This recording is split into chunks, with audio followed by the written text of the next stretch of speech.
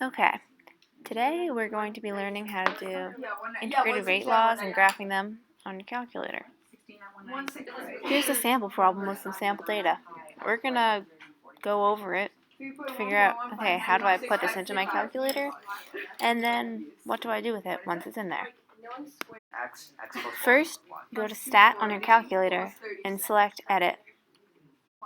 In the L1 column, type in all of your time data. This is going to be your X. You may want to pause this video real quick to do that. In the L2 column, put in the concentration data. This little table has it backwards. Sorry. So we know that for a zero order reaction, the graph of time versus concentration is going to be linear. But for first order, the graph of the natural log of the concentration will be linear. And for second order, the graph of 1 over the concentration will be linear. So we're going to set up little columns to test each of those things. First, use the arrow keys on your calculator to move all the way over to that L3 column in the very top box that says L3. You have to be in the very tip top of it for this to work. Okay, once we're in the very top of the L3 column, you're going to want to type in the natural log of L2. Then when you hit enter, this is going to make all of the data in that column just fill in using the info from the L2 column, which is pretty nice. You don't have to go through and type it individually. So you're going to type ln, then you're going to hit second, and you're going to hit the 2 button, which ends up typing L2. Then you're going to go through and do a similar thing in the L4 column. So use your arrow keys to get up tip top box of there. Then you're going to do for second order.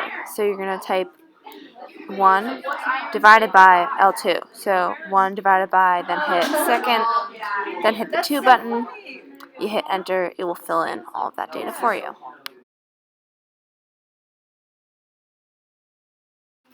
Okay, but looking at the data, it still might not be clear just from a table which of these graphs is the most linear. So we're going to run a linear regression on it. Hit stat and then hit the over arrow to select calc.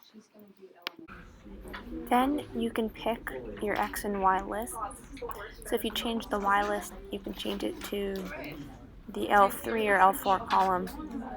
And then when you hit enter, it will calculate the linear regression.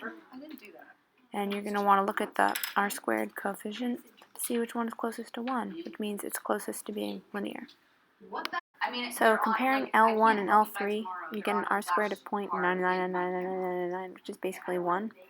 I'll show you what the R-squared coefficient is for if you put L4 in your Y column, but hint, this is first order because the natural log graph is linear. Cool. This is the data you get if you plot a linear regression, if you do a linear regression of L1 compared to L4, which is time compared to 1 over the concentration, and you can see it's just not as linear. So now we know it's first order with respect to N2O5, and first order equations have a handy dandy formula for calculating half-life. So let's test that out.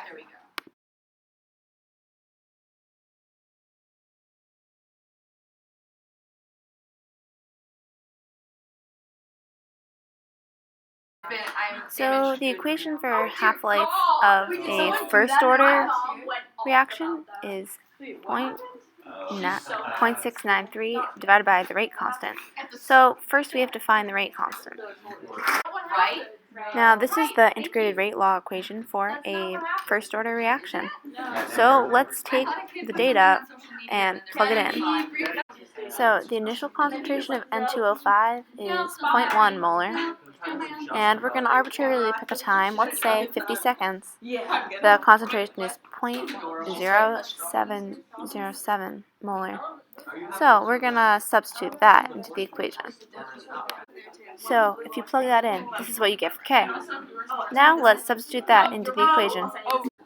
Now substituting that into the half-life equation from the EP sheet, we find that this reaction has a half-life of 100 seconds.